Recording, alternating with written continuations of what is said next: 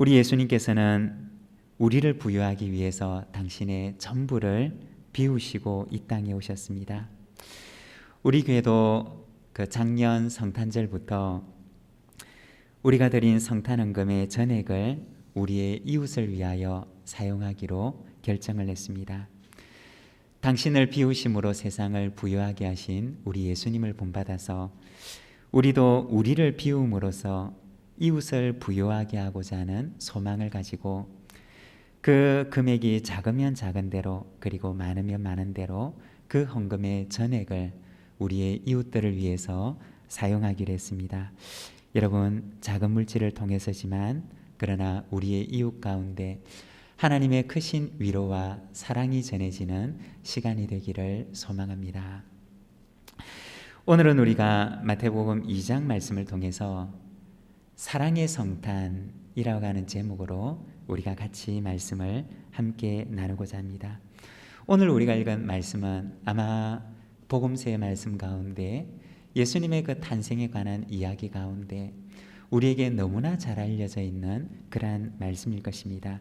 동방 박사들이 하늘의 별을 보고 와서 예수님께서 계신 곳에 이르러서 예수님께 경배하는 모습을 우리에게 보여주고 있습니다. 오늘은 우리가 이 말씀 속에서 이 마태복음 2장에 나와 있는 이 말씀 속에 등장하는 사람들을 통해서 우리가 4가지 종류의 사랑에 대해서 우리가 함께 말씀을 나누고자 합니다. 먼저 첫 번째 등장하는 인물은 바로 헤롯이라고 하는 사람입니다. 이 헤롯의 사랑은 어떤 사랑이냐? 한마디로 얘기를 하자면 그가 가졌던 사랑은 바로 자기 사랑이었습니다. 우리가 오늘 읽었던 본문 2장 1절에 보면 헤롯 왕 때라고 하는 말로 바로 이 2장이 시작을 합니다. 우리가 잠깐 여기에서 이 헤롯이라고 하는 사람, 헤롯이라고 하는 인물에 대해서 우리가 잠깐 한번 생각을 해보면 이 헤롯 왕은 그의 출신, 그의 혈통이 반은 유대인이었고 그리고 반은 에돔 사람이었습니다. 이 헤롯의 몸속에는 유대인의 피가 흐름과 동시에 반은 에돔 사람의 피가 흐르고 있었던 것이었습니다. 이 헤롯 왕은 팔레스타인에서 있었던 아주 큰 전쟁에서 그는 큰 공을 세우게 되는데 이 일로 인해서 그는 로마의 굉장한 큰 신임을 얻게 됩니다. 그래서 BC 47년경에는 그 지역의 총독으로 임명이 되었고 그리고 BC 40년에는 로마로부터 그는 왕이라고 하는 칭호를 받게 됩니다. 그리고 BC 4년까지 그 지역을 통치하게 되는데 그는 굉장히 오랫동안 그 지역에서 아주 큰 권세를 누리며 살아가게 됩니다. 이 헤롯이라고 하는 인물은 정치 감각이 굉장히 뛰어난 사람이었고 그리고 또한 그에게는 건축에 대해서는 타의 추정을 불허할 만한 아주 박식한 지식을 가지고 있었던 사람이었습니다. 그래서 이 헤롯은 유대인들의 마음을 얻기 위해서 그가 가지고 있는 건축에 대한 지식과 기술을 가지고 예루살렘 성전을 짓기도 했던 사람이었습니다. 그런데 역사의 기록들을 보게 되면 이 헤롯에게는 아주 치명적인 약점이 한 가지가 있었는데 그것은 바로 그 속에는 아주 광적인 의심증이 있었던 것입니다. 헤롯의 그 마음 가운데는 아주 치명적인 약점, 바로 사람을 의심하는 바로 그러한 정세가 있었던 것입니다. 헤롯이 팔레스타인 지방에서 로마 황제의 신임을 받아서 아주 오랫동안 권력을 누렸지만 그러나 그는 늘 불안 가운데 살아가면서 주변 사람들에 대한 광적인 의심을 가지고 살아갔던 것이었습니다. 그리고 그 의심증이 나중에는 심해져서 나중에는 그의 부인을 살해하게 되었고 그리고 그의 장모를 살해하고 또 뿐만 아니라 더 나아가서 그의 장남을 죽이고 그리고 이어서 그의 두 아들을 죽이게 되는 그러한 일을 벌이게 됩니다.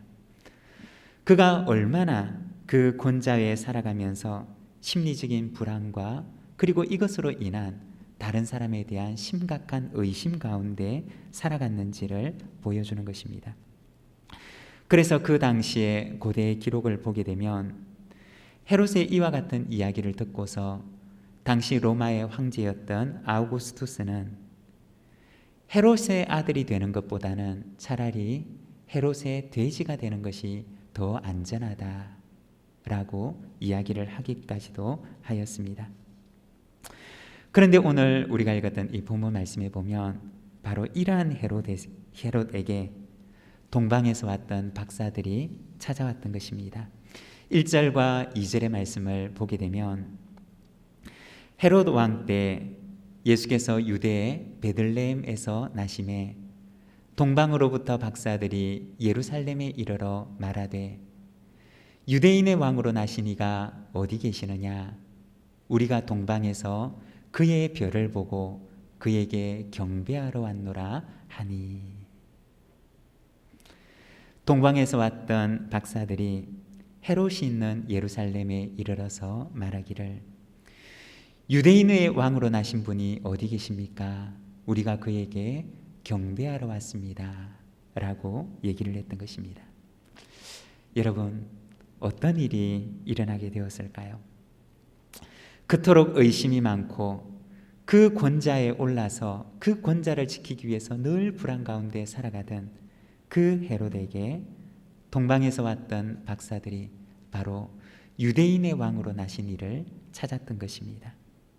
3절의 말씀을 보게 되면 헤롯 왕과 온 예루살렘이 듣고 소동한지라 고 말씀을 합니다.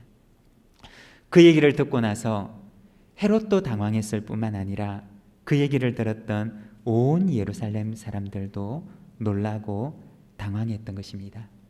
여러분, 왜 그랬을까요? 그렇지 않아도 헤롯이 어떤 사람인지를 너무나 잘 알고 있는데 그 이야기를 들었던 헤롯이 장차 어떤 일을 벌이게 될지 그 이야기를 들었던 사람들은 너무나 두렵고 너무나 무서웠기 때문이었을 것입니다. 결국에는 어떤 일이 일어나게 되느냐?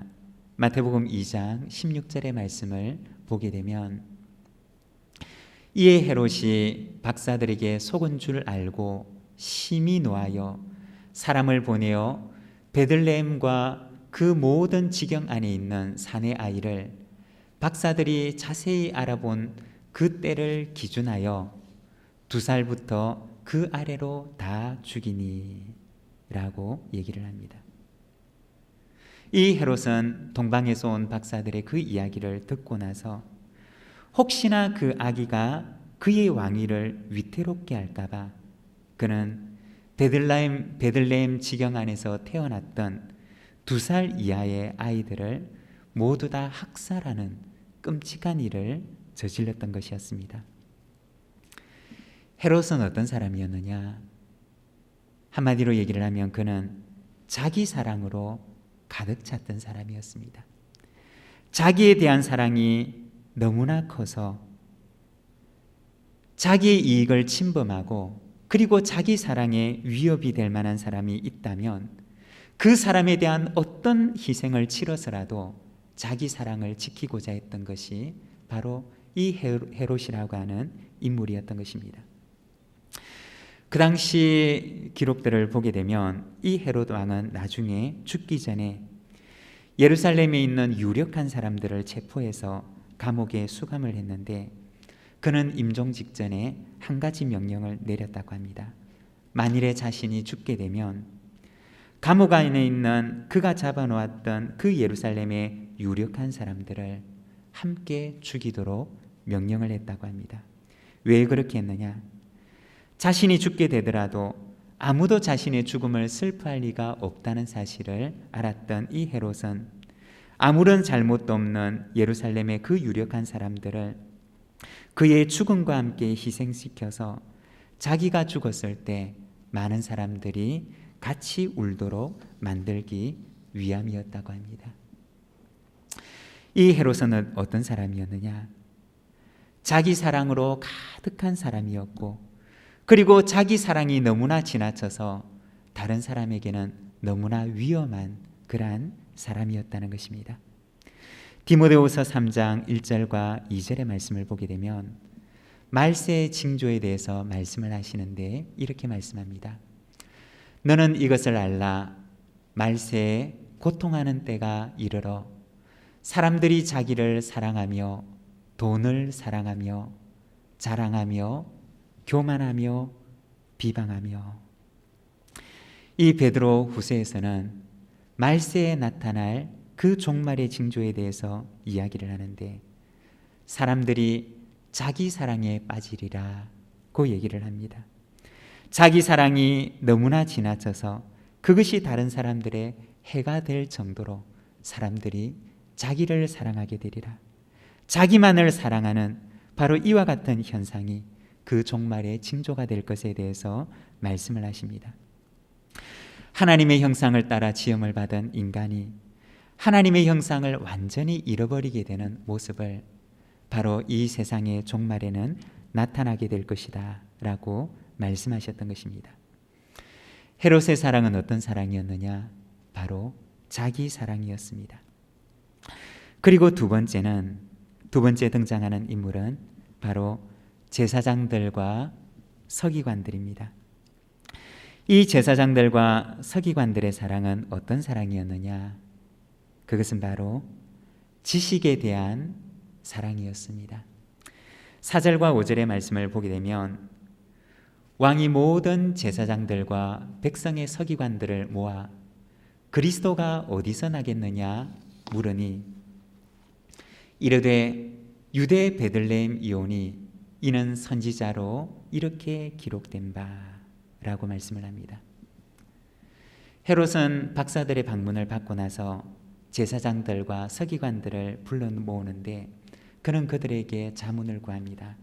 그리스도가 어디에서 나겠느냐? 그리고 그의 물음을 받았던 제사장들과 서기관들은 그에게 지체 없이 대답을 합니다. 유대 베들레헴입니다. 여러분, 그들이 얘기했던 이 말은 너무나 정확한 말이었습니다. 너무나 명확하고 너무나 정확한 자문을 바로 이 헤롯에게 했던 것입니다. 그들은 그리스도에 대한 예언을 너무나 잘 알고 있었고 누구보다 정확하게 그것을 알고 있었던 사람이었습니다. 그래서 헤롯이 그들에게 자문을 구할 때 그들은 지체 없이 대답하기를 바로 유대 베들레헴입니다 라고 얘기를 합니다. 여러분, 얼마나 훌륭한 자문단입니까? 얼마나 이 하나님의 말씀에 대해서 해박했던 사람들입니까? 바로 오늘 우리가 두 번째로 보게 되는 사람들은 제사장들과 서기관들입니다. 그런데 이 사람들은 어떤 사람들이냐? 한마디로 얘기를 하면 그들은 지식을 사랑하는 사람들이었습니다. 지식에 대해서는 그 누구보다도 해박한 사람들이었고 그리스도에 대해서는 그 누구보다도 정확하게 잘 알고 있는 사람들이 바로 이 사람들이었던 것입니다. 그렇지만 그들은 하나님의 말씀에 대해서 너무나 잘 알고 있었고 그리고 그리스도에 대해서도 너무나 정확한 지식을 가지고 있었던 사람이었지만 그러나 그들에게 한 가지 부족한 것이 있다면 그것은 바로 그리스도에 대한 인격적인 헌신이 없었던 사람이었던 것입니다. 그들의 머리로는 그리스도를 너무나 잘 알고 있었지만 그러나 그들이 알고 있었던 그리스도에 대해서 그들은 어떠한 인격적인 헌신도 하지 않는 사람들이었던 것입니다. 여러분, 이것이 바로 제사장들과 서기관들이 가지고 있었던 문제였던 것입니다. 그리고 이것은 오늘날 많은 그리스도인들이 가지고 있는 문제이기도 합니다. 그리스도에 대해서 머리로는 알지만 그러나 그분에 대해서 인격적인 헌신은 전혀 없는 지식에 빠진 그리스도인, 이것이 바로 당시 제사장들과 서기관들이 빠져 있었던 오류였던 것입니다. 아마도 생각건대 그들은 이렇게 생각을 했을 것입니다. 그들 자신이 누구보다도 하나님을 잘 믿는다고 그들은 생각했을 것입니다. 왜냐하면 그들은 누구보다도 하나님의 말씀을 잘 알고 있었고 그리스도에 대해서도 그들은 누구보다도 정확하게 알고 있었기 때문에 그들은 그 어느 누구보다도 나는 하나님을 잘 믿는다라고 생각했을 것입니다. 그렇지만 우리가 성경을 보게 되면 그들이 가지고 있었던 암, 그들이 가지고 있었던 지식, 그들이 가지고 있었던 하나님의 말씀에 대한 암과 그리스도에 대한 지식이 오히려 그들로 하여금 그리스도를 대적하는 편에 서도록 했다는 사실을 우리는 기억해야 한다는 것입니다. 그리스도를 머리로만 알면 어떻게 되느냐? 그리스도의 대적자가 될 수도 있습니다. 여러분, 그리스도를 우리의 머리로만 알고 우리의 진정한 인격을 가지고 그리스도에 대한 헌신이 없는 사람이 된다면 우리가 가지고 있는 그리스도에 대한 그 암과 지식을 통해서 우리는 그리스도의 대적자가 될 수도 있다는 것입니다. 사랑하는 여러분, 제사장들과 서기관들의 사랑은 바로 지식에 대한 사랑이었습니다. 인격적인 헌신이 없는, 자기를 들임이 없는 지식에 대한 사랑이었습니다. 그리고 세 번째, 동방에서 왔던 박사들입니다. 그들의 사랑은 어떤 사랑이었느냐? 바로 헌신의 사랑이었습니다. 오늘 본문에 등장하는 이 동방에서 왔던 박사들은 아마도 그 당시 페르시아 지역, 지금의 아라비아 지역에서 왔던 사람이었을 것입니다. 그들은 페르시아 지역에서 점성술과 천문학을 연구했고 그리고 페르시아의 지배 계급들의 자문 역할을 감당하는 지혜 계층에 속한 사람들이었습니다. 그들이 어느 날 하늘의 별들을 관찰하다가 그들이 이해할 수 없는 특별한 현상을 발견하게 되었던 것입니다. 그리고 그들은 이것이 왕의 탄생 징조라고 판단을 합니다. 그리고 왕에게 경배하기 위해서 그들은 먼 길을 오게 됩니다. 그들이 유대 지방까지는 왔지만 그러나 더 이상 그들은 길을 찾지 못했습니다. 그들은 어떤 사람이었느냐? 유대인들에게는 이방인이었고 그리고 율법에 대해서는 그들은 문외한에 속한 사람들이었습니다.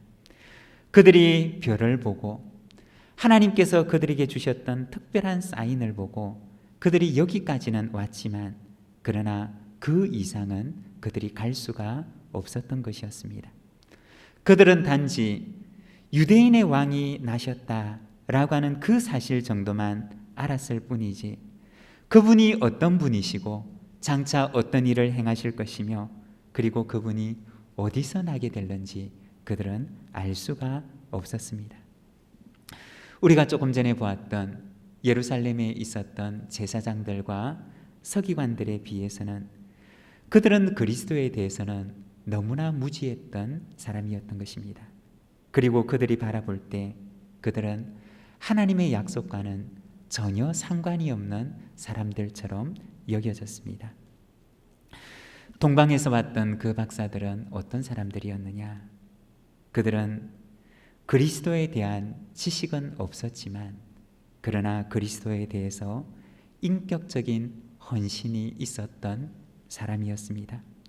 그들이 그리스도에 대해서 많은 것을 알지는 못했지만 그러나 그들은 제사장들과 서기관들에게서는 볼 수가 없었던 그리스도에 대한 인격적인 헌신 그리고 그의 삶에 대한 헌신, 바로 이 헌신의 사랑을 가졌던 사람이었던 것입니다. 그들은 왕이 나셨다는 그 별의 모습을 보고서 그들은 먼 길을 걸어서 여기까지 오는 몸의 수고를 하게 됩니다. 그들에게는 몸의 헌신이 있었고, 그리고 어린 아기로 오신 그 왕을 보고서 그들은 준비해왔던 황금과 유향과 몰약을 드리는 물질의 헌신을 하게 됩니다. 그들은 그리스도에 대해서 너무나 몰랐고 그분이 어떤 분이신지에 대해서 많은 것을 알 수 없었지만, 그러나 그들은 그분에 대해서 인격적인 헌신을 했던 사람들이었던 것입니다. 우리 주변에도 보면 그와 같은 분들이 있습니다. 성경의 지식에 해박한 사람들이 볼 때는 너무나 무지한 사람처럼 보이고, 그리고 너무나 많은 것을 모르는 사람처럼 보이고, 때로는 초신자처럼 어린 사람처럼 보일는지는 모르지만, 그러나 그 안에 지식은 부족해도 그러나 주님께 대한 인격적인 헌신이 있는 사람들을 우리는 간혹 보게 됩니다. 여러분, 우리가 생각을 해본다면 주님에 대해서 많은 지식을 가진 사람, 그리고 지식은 부족하지만 주님에 대해서 인격적인 헌신이 있는 사람, 이 두 사람 가운데 주님께서는 누구를, 어느 사람을 더 아름답고 더 귀하게 보실까요? 사랑하는 여러분, 지식으로 가득 찬 제사장들과 서기관들이 되기보다는 지식은 부족하지만 그러나 그리스도에 대한 인격적인 헌신이 있었던 동방박사와 같은 우리 부산지 모든 믿음의 가족, 저와 여러분의 삶이 되기를 소망합니다. 그리고 마지막은 예수님입니다. 예수님은 어떤 분이시냐? 예수님은 바로 성육신의 사랑을 보여주신 분이십니다. 예수님의 사랑은 한마디로 얘기를 하면 바로 성육신의 사랑입니다. 우리가 6절의 말씀을 보게 되면 예수님의 탄생에 대해서 이렇게 말씀을 합니다. 또 유대 땅 베들레헴아, 너는 유대 고을 중에서 가장 작지 아니하도다. 내게서 한 다스리는 자가 나와서 내 백성 이스라엘의 목자가 되리라 하였음이니이다. 오늘 우리가 읽었던 마태복음 2장 6절의 말씀은 구약 성경의 미가서 5장 2절의 말씀을 인용한 것인데, 미가서 5장 2절의 말씀을 보게 되면 이렇게 말씀합니다. 베들레헴 에브라다야, 너는 유다 족속 중에 작을지라도 이스라엘을 다스릴 자가 내게서 내게로 나올 것이라. 그의 근본은 상고에 영원에 있느니라.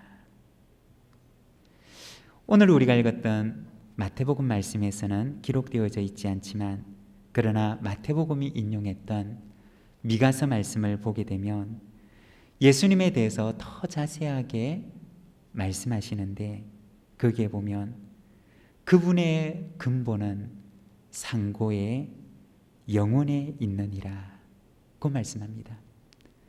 그분의 근본이 바로 영원이심을 말씀하는 것입니다. 여러분, 우리 주님은 어떤 분이십니까? 우리 주님께서는 영원이신 분이십니다. 그 근본이 영원이신 분께서 우리의 시간 속으로 찾아오신 것입니다. 그 근본이 영원이신 분께서 베들레헴의 작은 마을에 태어나신 것입니다. 성경을 연구하는 학자들에 따르면 예수님께서 출생하셨던 그 베들레헴 지역은 석회암으로 되어 있는 지역이었다고 합니다. 그래서 그 당시 사람들은 베들레헴에 집을 지을 때 석회암으로 되었던 경사진 비탈면에다가 그 집들을 지었다고 합니다. 그리고 그 집 아래쪽에는 그 석회암을 파서 작은 굴처럼 만들었는데, 그 집 아래에 있는 그들이 파놓은 굴들은 바로 가축들을 위한 공간으로 사용했다고 합니다. 바로 그 집 아래 가축들을 위해서 파놓은 그 굴 속에서 우리 주님께서 태어나신 것입니다. 지금도 베들레헴에 예수님께서 태어나신 곳이라고 여겨지는 그곳에는 교회가 서 있는데 그 교회로 들어가는 출입문은 아주 조그만한 그러한 문으로 만들어 놓았다고 합니다. 그래서 누구든지 그 아래로 그곳으로 들어가고자 한다면 머리를 숙이고 들어가지 않을 수 없도록 만들어 놓았는데, 그렇게 해놓은 이유는 먼저 첫 번째는 누구든지 주님 앞에 가기 위해서는 왕이라 할지라도 그 머리를 숙여야지만이 들어갈 수 있도록 하기 위함이었던 것입니다. 그리고 두 번째는 성탄은 바로 예수님의 낮아지신, 예수님의 자기를 비우신 그 사랑을 본받아서 우리도 낮아져야 함을 기억하는 바로 그날이 이 성탄이라고 하는 것입니다. 예수님의 사랑은 어떤 사랑이냐? 바로 성육신의 사랑, 그리고 낮아짐의 사랑, 자신의 전부를 비우신 사랑이고, 그리고 예수님의 그 사랑은 우리가 닮아가야 할 사랑이라는 것입니다. 우리가 본받아야 할 사랑이고 우리가 따라가야 할 사랑이 바로 예수님의 성육신의, 낮아짐의, 비움의 사랑이라는 것입니다. 사랑하는 여러분, 우리는 어떤 사랑을 품고 우리의 인생을 살아가십니까? 우리는 어떤 사랑을 품고 우리의 인생을 걸어가고 계십니까? 헤롯은 자기 사랑을 가지고 그의 인생을 걸어갔습니다. 제사장들과 서기관들은 헌신이 없는 지식에 대한 사랑을 가지고 그의 인생을 걸어갑니다. 그러나 동방의 박사들은 지식은 부족했지만 그러나 주님께 대한 인격적인 헌신으로 그의 인생의 길을 걸어갔습니다. 그리고 우리 주님께서는 세상을 위하여 자신의 전부를 내어주신 낮아짐과 비움의 사랑을 가지고 당신의 그 공생의 사역을 걸어가셨습니다. 2020년 성탄은 작고 소박한 우리의 가정에서 드리는 이 성탄절에 우리 주님께서는 우리에게 말씀하십니다. 너는 어떤 사랑을 가지고 너의 인생을 걸어가려느냐 라고 물으십니다. 사랑하는 여러분, 오늘도 우리를 위하여 전부를 내어주신 그 주님 앞에 우리 주님을 따라가는 사랑으로, 그리고 주님에 대한 인격적인 헌신이 있는 사랑을 가지고 우리의 인생을 걸어가는 우리 부산진 모든 믿음의 가족들의 삶이 되시기를 바랍니다. 기도하겠습니다.